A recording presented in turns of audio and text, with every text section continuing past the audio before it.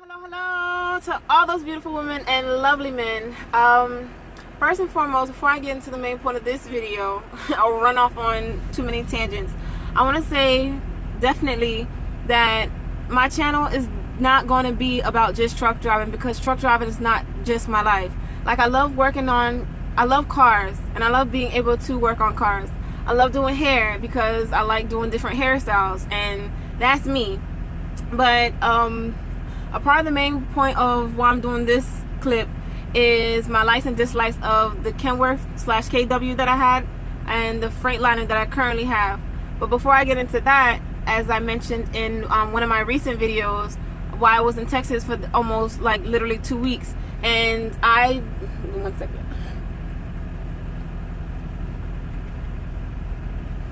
So I was in Texas for like damn near 2 weeks because I was thinking about getting into the Alliance /leasing program. So before I left, or after I left my trainer's truck, I got into the pre-Alliance program. The pre-Alliance program at Stevens Transport is you running the miles as an Alliance driver would run miles. You're gaining and receiving certain loads that you can benefit from a lot through miles. And I had a pre-Alliance driver manager.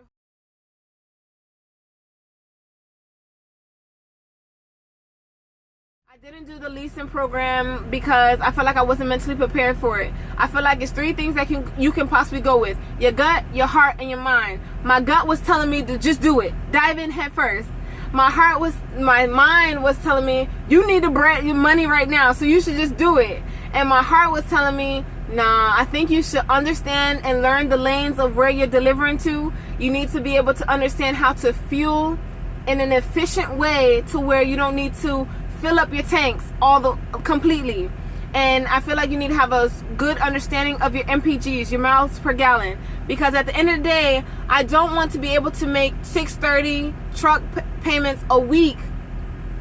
And it does depend on the truck. It varies. The truck payments vary on the truck that you have. I don't want to be put in that position to where I'm making weekly truck payments. I'm not ready for that right now. And being that the winter is about to come, things are going to slow down a little bit. So maybe I can wait for when I feel like I'm more prepared to get on that level. So right now, I'm glad I didn't go with my gut. I chose to go with my heart because I felt like it was suitable for me. So that's that. I'm a regular company driver.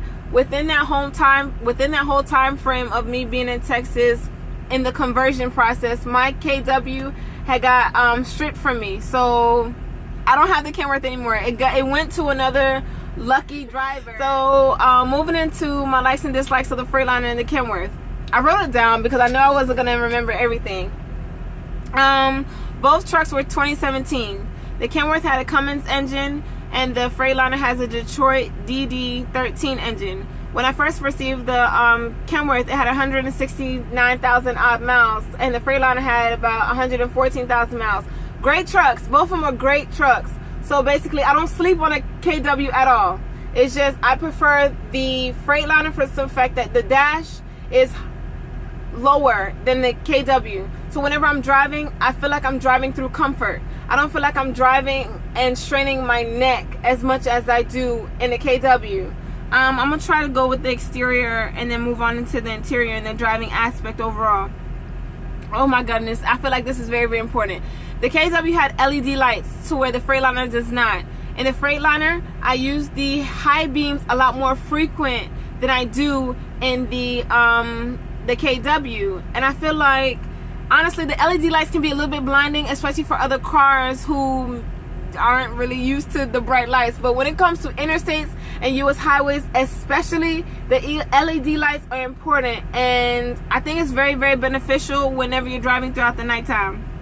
The hood on the KW is lighter compared to the Freightliner, and I feel like the latches on the hood are at eye level to me, which I think is important in the KW, to where the Freightliner it's not really at eye level. So that's that. I don't know if it's really imperative or not, but it's a strip in the middle of the windshield on a Freightliner that the Kenworth does not have, and I don't like the middle strip at all. The KW is wider. The Freightliner is a little bit slender. When it comes to the mirrors, whenever I'm switching lanes, I feel like I don't have to second guess myself as much in the KW to where I'm in the Freightliner. When I'm in the KW and I'm switching lanes, I'm gonna look a couple times, make sure everything, and assess the situation carefully. But in Freightliner, I feel like I second guess and third guess myself a lot more when in the Freightliner compared, and maybe it just could be the adjustment on my mirrors. And moving on to the interior, I feel like certain parts in the KW, you have cabinet space to where it's certain compartments that close seriously, and you can place certain things in areas in the KW, and you don't have to search as much as you do in the Freightliner. Both great trucks. They both drive very, very decent on the highways and the roads, but in the Freightliner, I feel like I do a lot more to kind of set myself up in terms of the interior. Okay, I don't know. The most important thing specifically, the Freightliner has a timer on it. After 5 minutes, it will shut off on its own. It's gonna have an indication of the check light engine flashing a little bit. So basically from 12:05, if I shut on the truck, I'm starting my pre-trip, whatever. By 12:10, the warning signal is gonna flash, showing you it's about to shut off. And it's really, really annoying, specifically if you're going into a truck stop and you're having to stop or use the restroom, whatever case may be, and you leave the truck on and you just, I don't know, you run into the shop and it's like, it'll be off, and it's really, really, really, really, really annoying. Seriously, I'm not used to it. With the KW, it wasn't a timer on it at all.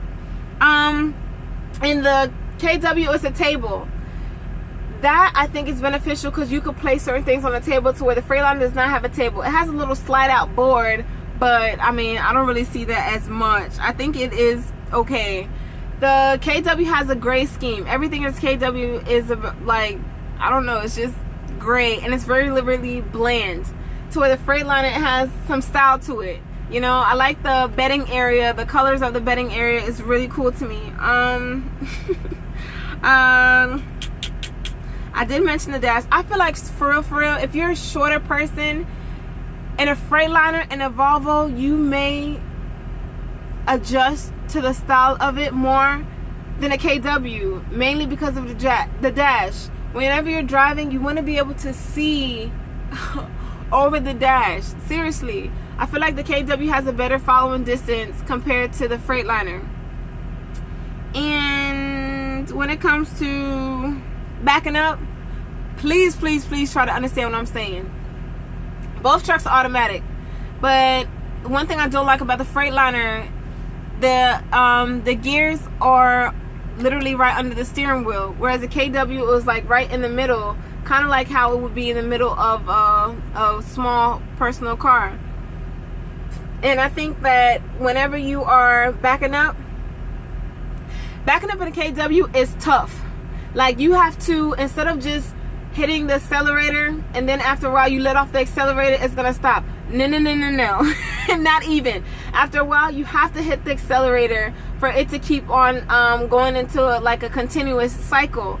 And you have to be able to find the sweet spot in the KW. You have to fan both the accelerator and the brake pedal in the KW, and kind of like, once you reach that sweet spot of backing up, that will help you play with both pedals. In the Freightliner, I don't have to do that. I'm not as frustrated, and I feel like I'm more comfortable in backing up in a Freightliner because all I have to do is kind of like tap the accelerator a little bit to keep on backing up, and I feel like that is imperative. It really is. It really is. Some people might not understand what I mean unless you've actually been in both vehicles, but I think it's really important. I don't want this video to be too long, and it has exceeded longer than what I wanted to. The turn radius, I don't know if I mentioned already, the turn radius is better in the Freightliner compared to the KW, and I did say the following distance is better in the Freightliner compared to the no, the following distance is better in the KW compared to the Freightliner. And most importantly, the Jake brake is a beast when it comes to being in the Freightliner, because at the end of the day, you have to be able to set yourself up for success. You have to make sure you're in the right gear before you're descending, and like, I feel like the Jake brake in the KW is more powerful in the KW compared to the Freightliner, because I don't know, you could be in the right gear and you could just go descend on in mountainous areas and it's not as horrendous as it is in a Freightliner. Because in a Freightliner, whenever you're going down certain hills and it's not as strong, it's not as powerful, and it's really out of whack. It is. So that's my take on that. I don't really think I have anything else to share on my license.